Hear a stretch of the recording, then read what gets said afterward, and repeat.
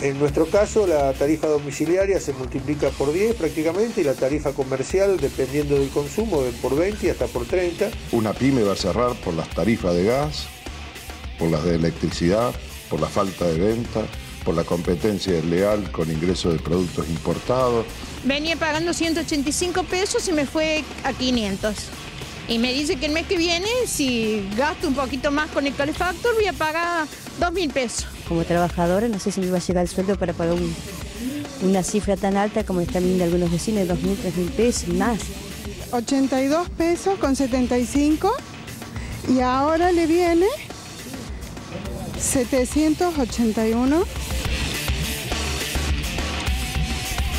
Una familia tipo necesita una familia tipo de 4 personas, una pareja de 2 chicos, para salir de la línea de indigencia de 6.412 pesos y para no estar debajo de la línea de pobreza 10.527 pesos. Hemos visto un leve desaceleramiento de la economía, digamos, de los incrementos. Tenemos los últimos números de transferencia de autos usados que nos da un 15% de baja a abril contra abril del año pasado en Córdoba. Después de aproximadamente 45 días tenemos que reajustar nuevamente los precios. Teníamos el criollo a 44, está para 48. Y el otro criollo de hojaldre estaba a 46, lo tenemos a 52 ahora. Que antes era común comprar una docena. Ahora se venden dame 2, dame 3. Se vende por menudeo. Pedimos que se atienda la emergencia. Si a fin de año se dice que va a haber reacción de las macromedidas, es razonable también que lleguemos todos vivos a fin de año.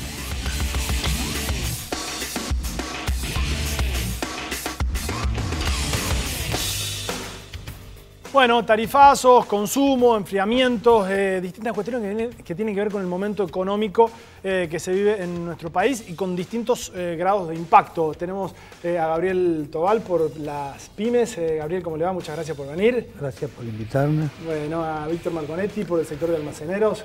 Víctor, muchas gracias por venir también. Gracias a vos por invitarme. Y a Hércoles Felipas, vicepresidente de Lubilla. Hércoles también, muchas gracias por venir. Bueno, ustedes han estado de alguna manera participando de esta historia de la ley antidespidos, pero le quiero preguntar sobre esto. ¿Cómo están viendo el impacto con este cambio de escenario político que evidentemente tiene un impacto económico en las pymes? Bueno, el problema es más de fondo. A ver. Porque la ley antidespido, por un lado, que ya fue vetada, ya es historia antigua. Es historia. Pero la otra cara de la moneda era la ley de emergencia para las pymes. Las pymes y los trabajadores somos el pato de la boda del neoliberalismo que en la última elección logró imponerse por un pequeño margen de voto, se impuso y aplicó a sangre y fuego un recetario realmente que es lo peor que le podía haber ocurrido a la Argentina. Porque en una situación internacional, a la retranca, hablando en criollo, desde el 2008 en adelante, disfrutamos de un periodo excelente del 2003 hasta el 2008. A partir del 2008, hasta fin del año pasado, había que bancársela para acolchonar a la Argentina, en la medida de lo posible, porque milagros no se puede, del impacto de la recesión internacional, que empezó en Estados Unidos, siguió en Europa. Después los países más chicos de Europa están sufriendo una crisis terrible. Como siempre, el más chico paga por el más grande.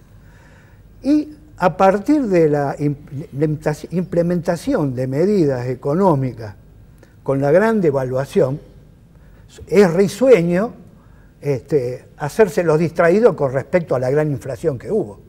Ya prácticamente la inflación última ha sido del 40% medida de abril a abril, y en el informe sobre el manejo monetario del Banco Central, dicho por el mismo gobierno, o sea, por el señor Sturzenegger, economista que ya lo conocemos por sus actitudes en la época de la gran crisis del 2001. También dice que probablemente la inflación hasta fin de año llega al 40%. Si esto lo medimos con, ya dijimos que era el pato de la boda, Salarios a la baja porque van en retraso con una gran inflación. Las pymes con tarifas en alza tan grande, que también la pagan los trabajadores, que le quita capacidad de consumo a las pymes que tienen que vender bienes salarios, que a su vez esos salariados no lo pueden comprar. El consumo ha caído en forma estrepitosa en muchos rubros. Entonces nos dicen de que van a venir inversiones. En primer lugar, las inversiones vienen de afuera, inversiones extranjeras directas, que es distinto a las inversiones especulativas que están viniendo, atraídas por las tasas del EVAC del 38%. ¿Qué inversor extranjero va a venir a hacer inversión productiva en la Argentina cuando las tasas del EVAC son el 38%? Traen dólares, los canjean, ponen EVAC, después los venden, y ¿quién va a garantizar una tasa superior al 38%? Ninguna industria tiene eso, y menos en un momento de recesión. O sea, resumiendo, marco externo desfavorable, marco interno desfavorable.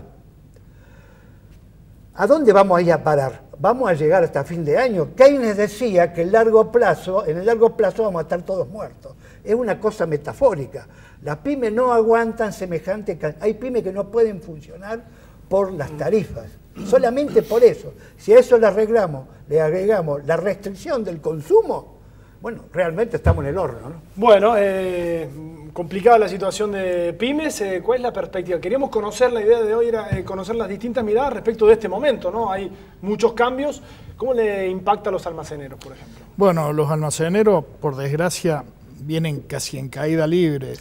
Y las últimas leyes que están en la legislatura no favorecen mucho al sector nuestro. Por ejemplo, la ley del IVA, de las tarjetas de crédito. Ustedes no tienen muchos postnet, me imagino. Claro, yo lo veo loable a eso, porque la verdad que está bien que a la jubilación mínima se la trate de ayudar con 300 pesos más, porque tampoco es la devolución total del IVA, sino que está limitada hasta 300 pesos y es un 15% del IVA, o sea que es un gasto de 2.000 pesos. Pero eso trae acarreado como un certificado de función para los almaceneros, un certificado de función anticipado, porque todas esas tarjetas, todos esos clientes que ahora se van a manejar con esa tarjeta, son los clientes, los jubilados y la gente que le daban las asignaciones, que se lo bancaban los almaceneros confiados durante años. Porque el almacenero, para poder seguir manteniendo la venta, tiene un gran porcentaje de venta al fiado. Entonces el almacenero, que era el que le evitó la caída a la gente esa, ahora se va a ver perjudicado, porque al no entregarnos postnet sociales para los negocios que están inscriptos, entonces nos sacan una masa de dinero impresionante y nos perjudican notablemente. Aparte tenés que ver que el almacenero, como un trabajador independiente, cierra el negocio, no tiene ley de despido que lo cubra de ningún tipo, no tiene una ley que lo cubra aunque sea primariamente en salud. Es un tipo totalmente desprotegido. El sector más desprotegido que hay de la actividad laboral en este momento es el comerciante minorista. Hércules, ¿cómo lo ven ustedes desde la UIA? Bueno, desde la UIA, que en sí. caso, ¿no? Cuando hablamos de producción, de pymes, de no pymes y demás, a mí me gustaría en este análisis y en este debate ponerlo en contexto y de alguna manera sacar la cuestión ideológica de lado, porque hay cuestiones concretas y objetivas que hacen a la realidad del sector productivo.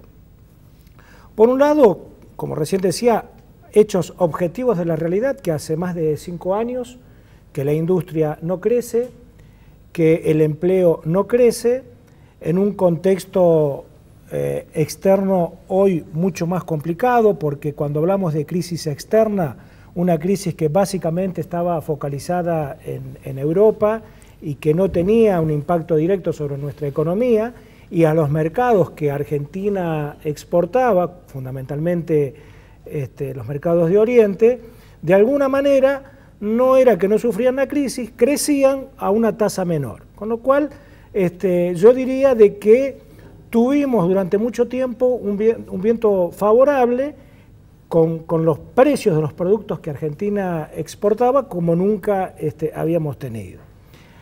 Ahora, evidentemente que vivimos durante mucho tiempo de una situación irreal, en donde con una inflación reprimida, en donde, por eso que insisto mucho de sacar la cuestión ideológica, porque yo en el año 2012, cuando la inflación en ese momento estaba alrededor de un 10, un 12%, y que ya marcaba que se podía ir acelerando y que realmente la inflación era lo peor que nos puede pasar, porque no solamente impacta sobre el poder adquisitivo de aquellas personas que tengan ingresos fijos, los asalariados, sino también sobre la estructura de costo de las empresas.